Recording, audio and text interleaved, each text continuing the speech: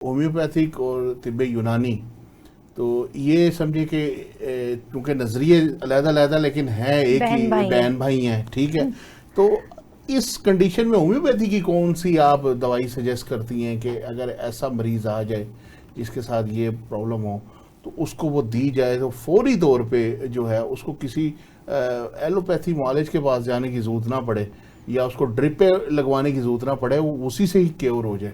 ये हमारे नाज़रीन को बताइएगा। अच्छा, होम्योपैथिक में एक मेडिसिन है पोडोफाइलम, वो बहुत अच्छा रिजल्ट देती है। जब आपको डायरिया हो जाता है, जब आपको इस तरह की सिचुएशन होती है जो आपके स्टमक से रिलेटेड होती हैं, जिसमें आपका गट हेल्थ बहुत ज़्यादा मुतासर होती है और लूज मोशन स्पेसिफिकली बहुत ज़्यादा होते हैं, तो पोडोफाइलम आप 200 की पोटेंसी में इस्तेमाल करते हैं, तो इससे आपको इंस्टेंट रिजल्ट आते हैं। इसके साथ मुझे भी एक वो याद आ गई, मेरी नानी अम्मा ये हर्बल टी याद आ गई। हर्बल, अच्छा, वो एक टी नहीं है, वो एक वो था टोटका है। अच्छा, कि वो क्या करती थी, वो पुदीना और अनारदाना, क्या बात है, थोड़ा सा पुदीना और थोड़ा सा अनारदाना, आपने उसको चबाना है। इसमें जब मतली होती ना, हाँ, उस कैफियत के लिए बहुत अच्छा और उस टाइम पे जिस टाइम पे आप पानी भी आपको हजम नहीं हो रहा है, बिल्कुल सही, इस कदर जो है वो शदीद इन्फेक्शन है, और उस टाइम पे आप इस टोटके को करेंगे, पुदीना और अनारदाना दोनों को थोड़ा सा लेकर चबाना है और चबाते जाना है, उसका जूस जो है वो निगल जाना है, दूसरा फेंक देना है। इसको 2 से 3 दफा आपको रिवर्सिबल करना है, ठीक है। तो इससे आपके 2 से 3 दफा में आपके स्टमक के ये जो इश्यूज हैं ना, ये जो ट्रबल है, ये ठीक होना शुरू हो जाती है। और ये तो इंस्टेंट ऐसा है कि जब भी हमारी फैमिली में घर में कभी होना ना, तो मेरी नानी अम्मा ने कहना ये आप जो है ना इस फार्मूले, और ये मुझे लगता है कि थैंक्स टू सोशल मीडिया के अवेयरनेस आ गई है कुछ चीज़ों की, वरना मुझे मिड की दिहाई में जो लेकिन आप ये भी बताते चलें कि सेल्फ मेडिकेशन की तरफ नहीं जाना, बिल्कुल नहीं जाना, अपने मौलिक से राब्ता, ये तो हम जरूर कहते हैं। अक्सर कभी मैं कोई मेडिकेशन बता रही होती हूँ या कोई भी चीज़ होता है, तो मैं कहती हूँ ये मैं उस टाइम के लिए, जिस टाइम आपके पास कोई डॉक्टर मौजूद नहीं है या आप कहीं जा नहीं पा रहे, तो वो इंस्टेंट एक थोड़ी देर के लिए कि आप उस पीक पे ना पहुंचे। लेकिन अगर लॉन्ग टर्म ये चीजें चल रही हैं, यानी कि आपने अपने आप को भी तो बेहतर करना है ना, तो उस टाइम के लिए अवेयरनेस के लिए मैं ये चीज बता रही हूँ। अदरवाइज आप अपने कंसल्टेंट से लाजमी तौर पे रुजू करें।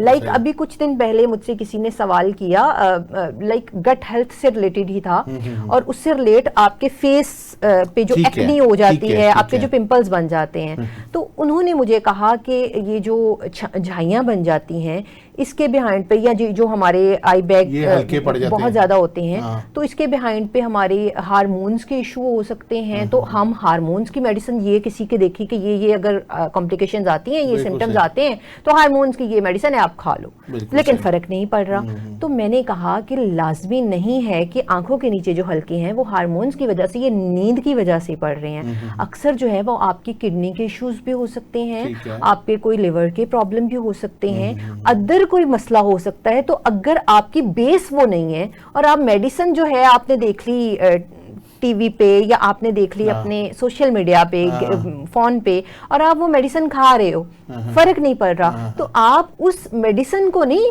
इल्जाम ठहरा सकते। आपकी अपना नॉलेज जो है ना वो वहां तक नहीं पहुंचा। रूट काज तो आपने देखी नहीं ना, आपने खुद से उसकी मेडिकेशन शुरू कर दी। इसलिए ये बहुत अच्छा भी है कि हम चीजें फॉलो अप करते हैं, लेकिन कहीं ना कहीं हमें इनको फॉलो अप करने के साथ साथ अपने कंसल्टेंट से पूछना जरूर चाहिए कि मुझे ये इशू है, इस इशू के लिए मैं ये चीज कर सकता हूँ या कर सकती हूँ या नहीं कर सकती। बिल्कुल सही, ये जरूरी है। बिल्कुल सही। अच्छा, एक सवाल है, वो आप दोनों से करेंगे कि बच्चों को जब ये प्रॉब्लम होती है तो वालिदैन को फर्स्ट स्टेप क्या लेना चाहिए? अच्छा, वालिदैन को मुझे लगता है कि फर्स्ट वही चीज़ कि नॉर्मल रूटीन में भी हम जब पानी पिला रहे होते हैं या पी रहे होते हैं, तो उसको जब डायरिया का इशू होता है ना, तो वो बॉयल लाजमी तौर पे करें। बीच में आप इलायची डाल लें, थोड़ी सी सौंफ डाल लें। सौंफ तो ऑलरेडी हमारी तो बहुत अच्छी है। ब्लोटिंग होती है पेट में, किसी तरह के भी कोई मसाइल होते हैं तो वो ठीक करती है। तो आपने फर्स्ट तो ये है कि वो आपने पानी उनको पिलाना है बॉयल किया हुआ। सेकंड, जो अगर हम उनको खाने की बात करते हैं, तो जैसे डॉक्टर साहब ने बताया ना कि वो दही वो एक लिक्विडी सा आपने टेक्सचर में बना के ना, बीच में थोड़ा सा आपने केला मैश करके, अगर वो भी आप खिला देते हैं ना अपने उनको खाने में, बिल्कुल बारीक सा लिक्विडी से टेक्सचर में, तो वो भी बहुत अच्छा है। तो ये एक दो चीज़ों पे अगर उनको देखा जाए या किया जाए ना, तो ये बहुत इंस्टेंट रिजल्ट भी देती हैं और इन पे थोड़ा सा गौर भी करना चाहिए। बिल्कुल सही, बिल्कुल सही। ये कीम साहब आप क्या कहेंगे इस बारे में? मैं पहले तो वही है कि बच्चे की कंडीशन को देखना चाहिए कि बच्चे की सूरत हाल क्या है। बिल्कुल सही। लेकिन अगर तो बच्चे को साथ उल्टी हो रही है, मोशन नहीं रुक रहे, तो वही जो मैंने पहले कहवा बताया, उसको चम्मच की सूरत में आप उसको वो देना शुरू करें। लेकिन वही दही, और लेकिन इसके साथ होता क्या है कि बाज़ का ऐसी कफीयत होती है बच्चा गुनूदगी में जाना शुरू हो जाता है। लेकिन अगर उसका टेम्परेचर 100 से ऊपर जाना शुरू हो गया है, तो मैं फिर मेरी ये नाज़रीन को गुजारिश है कि आप घर में ऐसा कुछ ना करें, उसको फौरी तौर पे डॉक्टर के पास लेके जाएं, अपने मालिज को चेक करवाएं, क्योंकि अल्लाह ना करिए इसकी लेट जो है ना वो मजीद कॉम्प्लिकेशन और मामला पैदा कर सकते हैं। बच्चा पहले से ज़्यादा पहला बच्चे की बच्चा है, उसका इम्यून सिस्टम भी वीक है, उसकी साथ ये डिहाइड्रेशन भी हो रही है और पेट के मामला भी ख़राब हो गए हैं। तो लिहाजा ऐसी कैफियत जब आप फील कर रहे हो तो उसके अंदर फिर रिस्क नहीं है, उसको फौरी तौर पे आप किसी मालिज के पास लेके जाएं तो ज़्यादा बेहतर है। लेकिन आप ये भी तो देखें ना आप दोनों को कि बच्चों को आप आजकल खुद देखते हैं कि माँ बाप ही बच्चों के सबसे बड़े दुश्मन खुद हैं। कि बाप सुबह सुबह जब स्कूल छोड़ने जाते हैं सबसे पहले चीज़ वाली दुकान पे खड़े होते हैं, वहाँ से पापड़, कुछ सलेंटी, बिस्किट्स, 500 की चीजें, ठीक है, 500 रुपए बिल्कुल ऐसी है। आप, मैं ना एक पॉडकास्ट में एक बात कर रहा था कि आप, एक बंदा कहते जी कि जी महंगाई बढ़ी, मैं कहा 500 रुपए का जिंगर बर्गर भी तो खाते हो ना। हाँ। तो आप 300 रुपए का फल, 4 केले और 1 एप्पल, ये अगर आप रोज बच्चों को जो 500 का, ये 300 रुपए में आ जाता है। एग्जैक्ट 4 केले और 1 सेब, इससे भी कम में आता है, इससे भी कम, चलो 300 लगा लें, थोड़ा अब महंगाई है, हम खा लेते। तो जहां आपने 500 का रोज उन्हें बर्गर खिलाना है ना, तो आप उनको रोज जो है फ्रूट खिला दें तो वो ग़िज़ाइयत से भरपूर होगा।